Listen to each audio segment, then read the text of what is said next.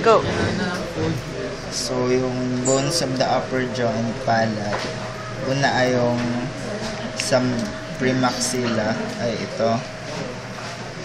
Yung makita dito, may line. Kasi ito yung maxilla. Maxilla na nag-extend na ganito. Tapos, yung malar or jugal, first part ng zygomatic arc, nandito. Tapos ay yung temporal. Ito, hanggang sa tympanic bulla. Then,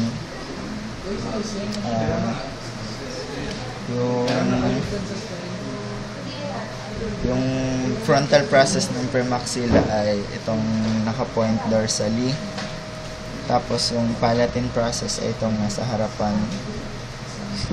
Then, yung sa maxilla naman, yung frontal process ng maxilla ay ito. Nagko-connect sa frontal bone, sa frontals. Then, yung orbital process ay itong ventral ng lacrimal bone. So, ito. Then, yung alveolar process ay yung kung saan nakakabit yung mga ngipin.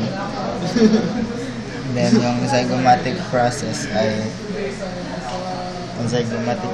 ito. Saan si may kumanting ka? So, may zygomatic.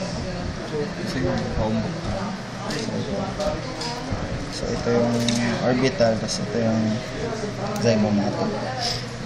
Tapos, yung squamous portion, yung nasa sagittal. So, ito, itong may loob. So,